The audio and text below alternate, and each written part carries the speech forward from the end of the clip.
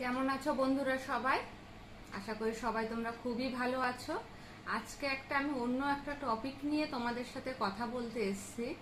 গতকাল একটা খুব বড়সড় দুর্ঘটনার হাত থেকে আমার পরিবারের লোকজন বা আমরা সবাই রক্ষা পেয়েছি। ইভেন আমাদের বাড়িটাও রক্ষা পেয়েছে। সেই দুর্ঘটনা কিভাবে ঘটলো আর ঠিক কি হয়েছিল সেই ব্যাপারেই তোমাদের সাথে কথা বলবো। গতকাল সন্ধ্যাবেলায় বাড়িতে সবাই ছিল আর কি। একটা কি বলে মোচার চপ করা হয়েছিল।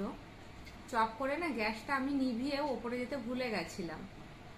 যারা আমার ডেলি ব্লগ ফলো করো তারা দেখবে আমি একটা কড়াইতে রান্না করি, যেটা কাচের ঢাকনা দেওয়া আছে। ওই কড়াইটাতে তখনও তেল ছিল। তেল অবস্থাতেই আমি ঢাকনাটা চাপা দিয়ে, গ্যাসটা যদিও লো ফ্লেমে করা ছিল, আমার মাথায় ছিল না যে আমি গ্যাসটা বন্ধ না করে লো ফ্লেম করে রেখেছি। ওই অবস্থায় আমি দরজা দিয়ে ওপরে চলে গেছি। সবাই মুড়ির সাথে মোচার চপও খেয়েছি, আড্ডা দিয়েছি, সবাই বাড়িতে ছিল, তো খুব মজাই আর কি করছিলাম। খানিকক্ষণ বাদে কৌস্তব বলছে কি, সোমা মনে হচ্ছে কিছু একটা পোড়া পোড়া গন্ধ বেরোচ্ছে না? আমার তো বলেইছিলাম যে একটু ঠান্ডা ঠান্ডা লেগেছিল, আমি অতটা ভালো বুঝতে পারছিলাম না।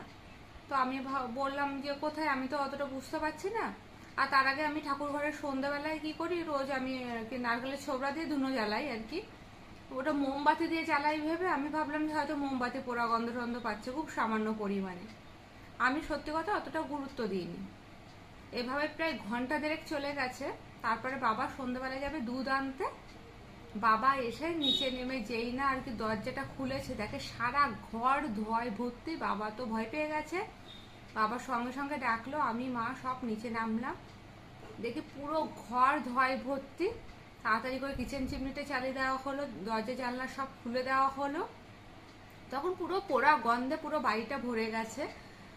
আর মাকে যেটা বললাম যে তুমি সরো, কারণ আমার মনে হয়েছিল যে ওই গরম কাছের ওপর যদি জল দেওয়া হয় তা না ফেটে যায় ওটা, আর ফেটে গেলে তো একটা দুর্ঘটনা ঘটতে পারে। সিলিন্ডার তো কাছেই রয়েছে। তো মাকে বললাম যে মা তুমি তাড়াতাড়ি সরো তাড়াতাড়ি সরো। ওইভাবে আর কি সব জানলা টানলা দরজা খুলে দিয়ে আমরা বাইরে চলে গেলাম।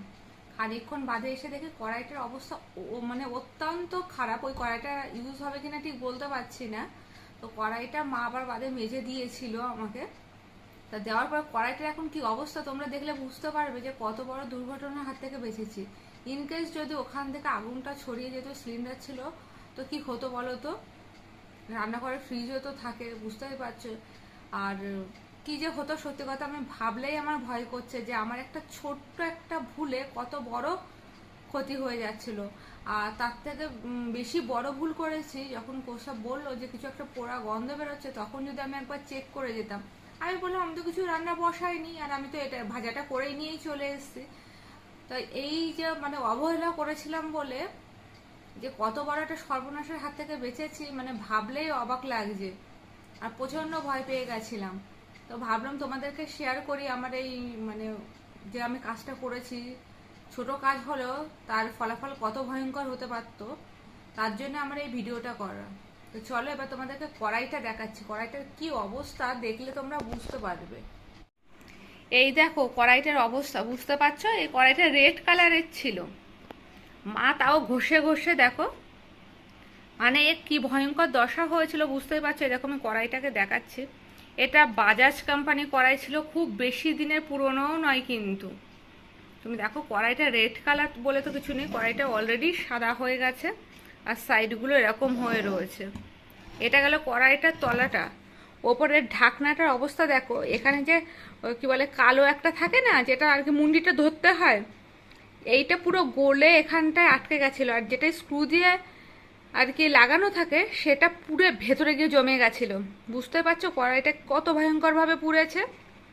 এই দেখো, ভাগ্যে সেখান থেকে হাওয়া পাস হওয়ার এইটা ছিল, না হলে সত্যি অনেক বড় দুর্ঘটনা ঘটতো। এই দেখো কড়াইয়ের ঢাকনাটারই এই অবস্থা, লিডটারই এই অবস্থা, দেখো দেখলেই বুঝতে পারছো। আর ভেতরটা দেখো, এই যে এখানে না সেই স্ক্রুটা এই যে আটকে ছিল, ছাপটা দেখলে বুঝতে পারবে। আর দেখো পুরো কড়াইটার এই অবস্থা। কত ভালো একটা জিনিস আমি নষ্ট করে ফেললাম। আর এটা প্রচণ্ড শখের কড়াই, এটা আমার খুব পছন্দের ছিল। আর সত্যি কথা বলতে কি এই কড়াইতে না রান্না করেও মজা আছে, তেল তো ভীষণ কম লাগে।